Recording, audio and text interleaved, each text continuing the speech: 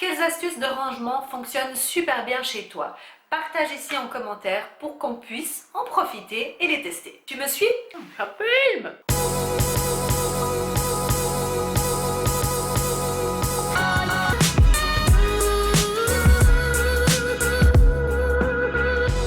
Hello toi et bienvenue sur ma chaîne Une Nana in London. Je suis ravie d'être ici pour une nouvelle vidéo astuce. Je pense que ce sont mes vidéos préférées. C'est vrai que j'adore en fait tout ce qui est astuces qui peuvent nous faciliter la vie parce que j'ai vraiment réalisé que par de petites choses que j'ai trouvées ici et là et en testant, eh bien que vraiment ça peut nous faciliter la vie. Alors pas tant au niveau objet qu'on possède, mais plutôt les petites choses qu'on peut mettre en place pour que ça nous facilite la vie. Et je te dis que j'en ai testé. Avant de commencer, je tiens à préciser, parce que si ce n'est pas encore clair, eh bien ça le sera à partir d'aujourd'hui. Et j'ai fait le petit doigt, attention. Peu importe les astuces que tu prends, que tu découvres, etc. C'est un travail de tous les jours. Il n'y a pas de solution miracle. Même si ces astuces vont t'aider dans ton quotidien, il faudra quand même faire le travail. Et c'est un long processus, comme je te l'ai dit, un travail de tous les jours. Vu que nous sommes au clair avec tout ça, on peut commencer avec les astuces. Nous commençons par la base de chez base, mais que je sais que c'est hyper important, c'est de débarrasser toutes tes surfaces au maximum ainsi que les sols. Pourquoi? Parce que quand tu vas devoir nettoyer, ça sera beaucoup plus rapide et beaucoup plus facile. J'ai remarqué qu'en faisant ma routine ménage que je te mets ici, c'est cadeau, eh bien je me suis rendu compte que plus tu as de choses posées sur tes armoires, plus tu devras lever, nettoyer, baisser. Lever, nettoyer, baisser. Et on préfère une chanson. Lever, nettoyer, baisser, lever, nettoyer, baisser, lever. Ok. Il faut aussi aller dans l'ordre. Il faut désencombrer et ensuite ranger. Ça ne sert à rien de vouloir nettoyer ton espace et d'abord ranger les petites choses alors que ça déborde de partout. Parce que de toute façon, tu ne pourras pas justement nettoyer comme il faut et tu ne pourras pas ranger tes choses correctement parce que tu n'as pas la place. Première des choses, désencombre. Vois si tu as déjà utilisé cet objet, en tout cas les 6 derniers mois. Allez, la dernière année, si ce n'est pas le cas, tu le donnes à quelqu'un si tu peux, un magasin de charité, ou alors tu le jettes ou tu le recycles. Qu'est-ce qui peut arriver de vraiment catastrophique? Pas grand chose. Au pire des cas, tu en rachèteras un si vraiment tout d'un coup t'en as besoin. Dans la même idée, il faudra d'abord ranger. Une fois que tu as désencombré, on est ici, tu vas ranger et seulement une fois que tu as trouvé une maison pour chaque objet, que tu vas acheter des systèmes d'organisation, des boîtes, etc. Si tu fais l'inverse, c'est ce que j'ai fait pendant longtemps.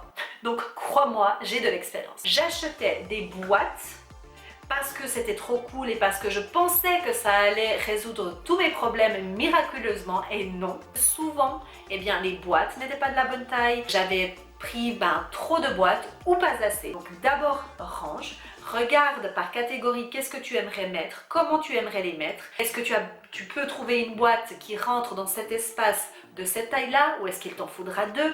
Voilà, c'est comme ça qu'on procède. Parce qu'une vieille boîte de chaussures, ça fait aussi l'affaire, crois-moi. Le One Touch Rule, c'est quelque chose que j'ai déjà parlé dans plusieurs vidéos, mais j'insiste et je pense que je reviendrai dans chaque vidéo astuce, je viendrai avec la One Touch Rule, qui est de toucher les affaires qu'une fois. Quand tu enlèves ta veste, quand tu rentres chez toi, ne la pose pas n'importe où, sur ton canapé, par terre, non. Pose-la à son endroit. Et justement, pour savoir quel est l'endroit de cette veste, il faudra décider d'une place pour chaque objet. Ça, c'est la prochaine astuce qui te dit de justement essayer de trouver une place pour chaque chose. Si tu n'as pas assez de place, c'est que tu as trop d'objets pour l'espace que tu as. Et non, tu ne dois pas changer de maison pour avoir plus d'espace. Tu dois désencombrer. Et là, ma phrase que tu vas adorer, une place pour chaque chose et chaque chose à sa place. Crée-toi une routine ménage, peu importe laquelle, tu dois être au clair. Tu dois savoir exactement quel jour tu vas faire quoi et tu dois t'y tenir. Tu dois être assez strict au début, surtout pour prendre l'habitude. Tu te souviens, la règle de 21 jours pour pouvoir intégrer une habitude, c'est à peu près ça.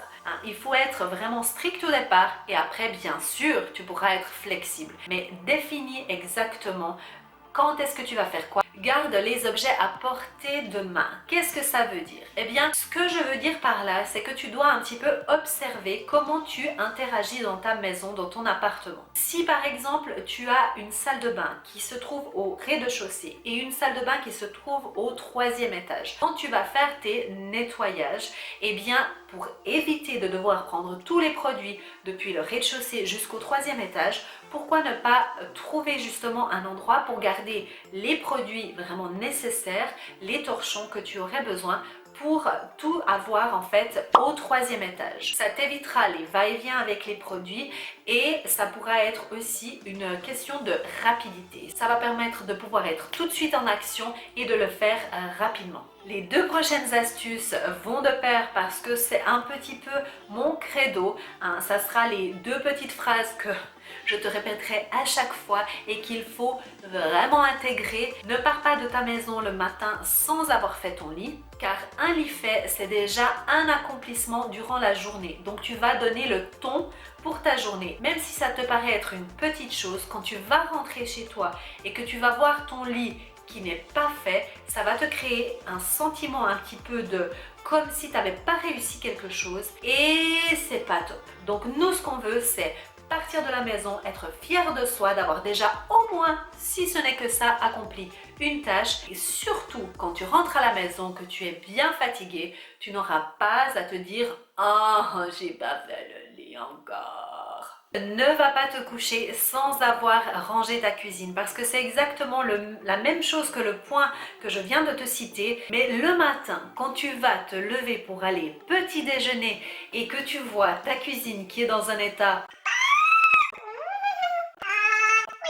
eh bien, tu ne seras pas tout à fait contente. Suis mon conseil. Dernier conseil, prépare tout à l'avance. Si tu as des enfants, prépare leurs habits, leurs sacs d'école. Alors, s'ils sont assez grands, ils se débrouillent, mais peut-être surveille. Si tu n'as pas d'enfants, prépare aussi toi tes habits de ce que tu aimerais porter. Je sais qu'il y a certaines personnes qui le font même pour toute la semaine. Voilà, j'espère que ces 10 conseils t'ont donné un petit peu des idées pour implémenter dans ta vie. Comme d'habitude, adapte tout ça à ta vie et puis essaye. Si ça ne te convient pas, change-les, adapte-les et viens me redire ici si ça a marché pour toi. En attendant, je te dis à la prochaine. Suis tes rêves car ils connaissent le chemin. Bye bye. Des astuces. D'astuces.